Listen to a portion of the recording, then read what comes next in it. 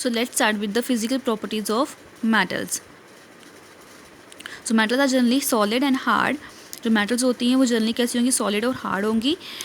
Then they are very strong enough to bear heavy loads and they have high tensile strength.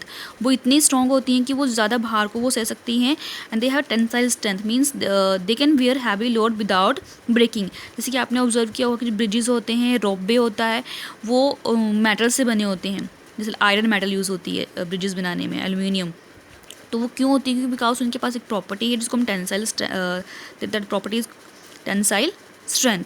Means which means they can bear heavy loads without breaking. इसीलिए जो bridges होते हैं वो टूटते नहीं हैं. और जो रोपवे होता है वो जो रोप्स बनी होती है वो मेटल्स की बनी होती है रोपवे में. और वो क्यों बनती है? क्योंकि मेटल के पास प्रॉपर्टी है कि वो भार को सह सकती हैं विदाउट ब्रेकिंग. एग्जाम्पल्स क्या हैं? Zinc, iron, aluminium, copper and tin. But कुछ एक्सेप्शन भी यहाँ पे हैं. जैसे आज I told you the metals are solid, but metals like sodium and potassium, they are soft and we can cut these metals with a knife. Metals are hard, but mercury is a metal and that is metal is liquid at room temperature or normal temperature. Understood? So these two are exceptions. Metal possesses the metallic luster. luster होता है चमक. कि जो metals होती है उनके पास चमक होती है, वो चमकती हैं. As you can see the silver metal, that metal is a shiny. So this property of metal is called metallic luster. Collect a few pieces of pure copper, iron or aluminium and rub their surface with the sandpaper.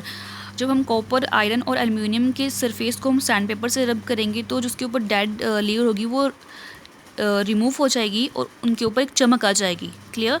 So gold has yellow lustre, whereas copper has reddish brown. Iron, silver, magnesium and aluminum have white lustrous surface. The next property is now metals are malleable. So आपने कभी observe किया ही होगा कि जैसे sweets के ऊपर decoration के लिए हम सिल्वर फॉइल लगाते हैं. The same way we pack our food into aluminium foil. So these two are made up of metals. Okay, and how? By beating them or rolling into sheets. Means metal की वो property that can be flattened into sheets by beating or rolling. कि उनको हम beat करके roll करके sheets में convert कर सकते हैं. Clear? And this property of metal is called malleability and such metals are called malleable metals. So gold, silver, copper, iron and tin are malleable metals. Next is now metals are ductile. Means metal के पास property होती है जिसमें हम metals को wires में convert कर सकते हैं. You can see the copper wires. Clear? So that copper wire is made up of copper metals and like gold, silver, aluminium also. तो उनको हम बीट करके वायर्स में कन्वर्ट कर सकते हैं because they are flexible and they can be drawn into wire. So this property of metal is called ductility.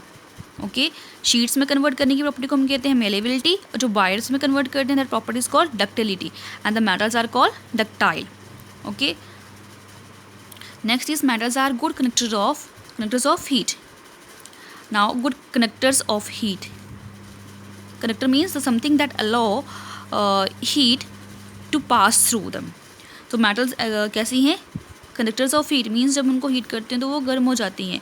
Y? Because they are good conductors of heat. They allow heat to pass through them easily. Okay, so that's because of this property they are use to make utensils. Okay, इस property की वजह से इनको हम utensils बनाने में use करते हैं. Metals are good conductor of electricity. So metals जो हैं वो इलेक्ट्रिसिटी की भी अच्छी कंडक्टर हैं.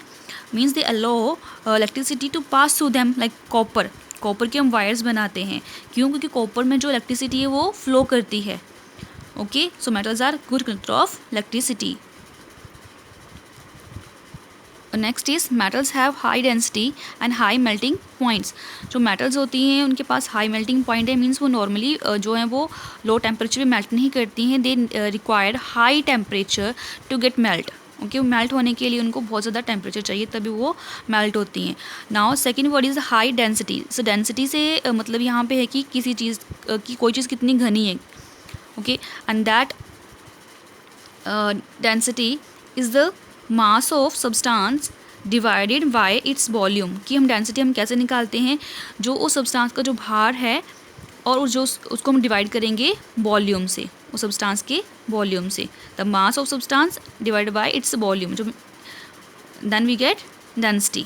ओके, और यूनिट हम क्या यूज़ करते हैं, किलोग्राम, क्योंकि किलोग्राम किसकी यूनिट है, और ग्राम और with use two unit, these are units of mass, और वॉल्यूम की क्यूब, सो मीटर क्यूब और centimetre cube. Okay, so metals like gold, silver, mercury and iron have densities like 19.3, 10.5, 13.6 and 7.8 gram centimeter cube. And what some metals like sodium, potassium, calcium, magnesium and aluminium have low density. Lithium is the highest metal with only 0.53 gram centimeter cube. Okay, next is now metals are sonorous. Sonorous word से यहाँ मतलब है कि वो metals जो sound produce करती हैं, the substance that produce sound are called sonorous. So metals are sonorous. So you must have heard the ringing of a wind chime, or you can observe when we go to temple, what we do, we ring the bell, and that bell produces sound.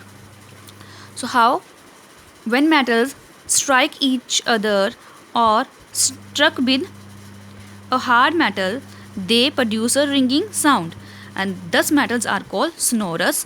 And this property of metals is used in various objects like wind chime, bells and musical instruments. Means जब हम metal के surface को किसी से hit करते हैं, strike करते हैं, तो उनमें से साउंड प्रोड्यूस होती है, और इस प्रॉपर्टी को हम क्या कहेंगे, sonorous. Okay, metals are sonorous. So this was all about today, and in next video we will cover our next topic, that is physical properties of non-metals. Thank you and have a nice day.